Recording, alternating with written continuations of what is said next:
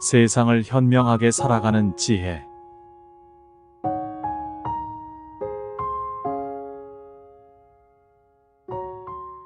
나이가 들면서 우리는 어떤 인생을 그릴 수 있을까요? 노년에 맞이하는 삶의 모습은 저마다 다르지만 어떤 사람들은 나이 들수록 더 비참해지는 경우를 보곤 합니다. 그렇다면 우리는 어떻게 해야 인생 후반부를 행복하게 보낼 수 있을까요? 현재를 잘 살아가면서도 미래의 나를 위해 준비해야 하는 것들이 무엇인지 한번 생각해 보세요. 지금부터 소개할 몇 가지 특징은 우리가 미리 알아두고 대비한다면 나이 들어도 후회하지 않고 당당하게 살아갈 수 있는 길을 보여줄 것입니다. 첫째, 가진 재산을 모두 나눠주고 정작 자신은 초라하게 사는 사람의 특징이 있습니다. 가족을 위해 평생을 바쳐온 부모라면 자신이 가진 모든 것을 자식에게 물려주고 싶은 마음이 클 것입니다. 그러나 미래에 대비하지 않은 채 재산을 모두 나눠주면 정작 자신의 노년은 어려워질 수밖에 없습니다. 노후 대비가 되어 있지 않으면 의존적인 삶을 살게 되고 스스로를 비굴하게 여기는 경우도 많아집니다. 부모로서의 사랑이 크더라도 일부분은 자신의 삶을 위해 꼭 남겨두어야 합니다. 이는 단지 물질적인 것이 아닌 자신의 자존감과 행복을 위해서도 필요한 것입니다. 부모가 스스로를 돌볼 수 있을 때 자식들도 더 나은 삶을 살아갈 수 있음을 기억해야 합니다. 둘째, 자식에게 과도한 기대를 거는 사람의 삶입니다. 자식의 성공에 집착하고 이들의 삶에 지나치게 간섭하면 결과적으로 자신도 지치고 자식과의 관계마저 나빠지게 됩니다. 기대가 클수록 실망도 크기 마련이며 이는 부모와 자식 사이에 불필요한 갈등을 야기합니다. 부모의 지나친 관심이 자식의 자유를 제한하고 스스로의 삶을 구축하는 데 방해가 될 수 있습니다. 오히려 자식이 자기의 길을 찾고 성장해 나갈 수 있도록 조금은 멀리서 응원하는 자세가 필요합니다. 이처럼 자식에게 거는 기대를 조금만 내려놓으면 부모와 자식 모두 마음의 짐을 털어낼 수 있고 더 건강한 관계를 맺을 수 있습니다. 셋째, 운동을 하지 않고 활동을 멀리하는 사람의 경우입니다. 나이가 들수록 몸은 예전만 못해지기 마련이지만 그럴수록 더욱 몸을 움직여야 합니다.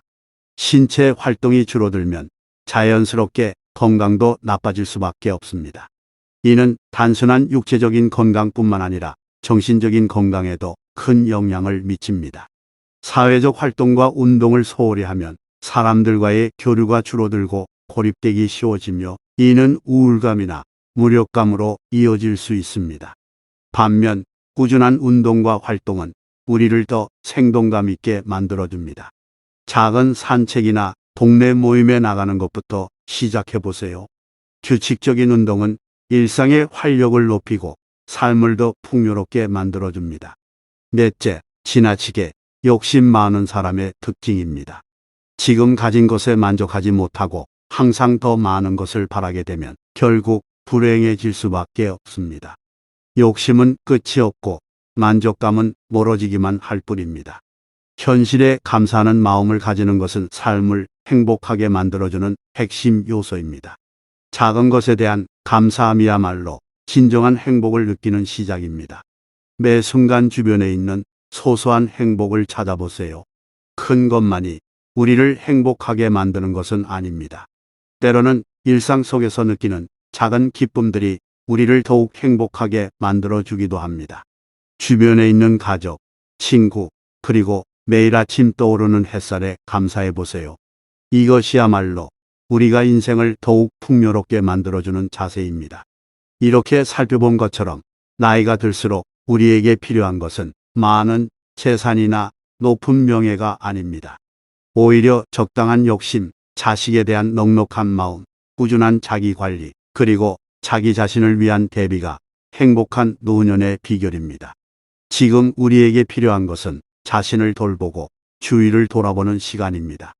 이렇게 하나씩 실천해 나간다면 나이 들어도 비참해지지 않고 오히려 더 당당하고 풍요로운 인생을 살 수 있을 것입니다. 여러분이 생각하는 행복한 노년을 위해 꼭 필요한 것은 무엇인가요? 여러분의 소중한 생각과 경험을 댓글로 공유해 주세요. 나이가 들면서 우리는 어떤 인생을 그릴 수 있을까요? 노년에 맞이하는 삶의 모습은 저마다 다르지만 어떤 사람들은 나이 들수록 더 비참해지는 경우를 보곤 합니다. 그렇다면 우리는 어떻게 해야 인생 후반부를 행복하게 보낼 수 있을까요? 현재를 잘 살아가면서도 미래의 나를 위해 준비해야 하는 것들이 무엇인지 한번 생각해 보세요. 지금부터 소개할 몇 가지 특징은 우리가 미리 알아두고 대비한다면 나이 들어도 후회하지 않고 당당하게 살아갈 수 있는 길을 보여줄 것입니다. 첫째, 가진 재산을 모두 나눠주고 정작 자신은 초라하게 사는 사람의 특징이 있습니다. 가족을 위해 평생을 바쳐온 부모라면 자신이 가진 모든 것을 자식에게 물려주고 싶은 마음이 클 것입니다. 그러나 미래에 대비하지 않은 채 재산을 모두 나눠주면 정작 자신의 노년은 어려워질 수밖에 없습니다. 노후 대비가 되어 있지 않으면 의존적인 삶을 살게 되고 스스로를 비굴하게 여기는 경우도 많아집니다. 부모로서의 사랑이 크더라도 일부분은 자신의 삶을 위해 꼭 남겨두어야 합니다. 이는 단지 물질적인 것이 아닌 자신의 자존감과 행복을 위해서도 필요한 것입니다.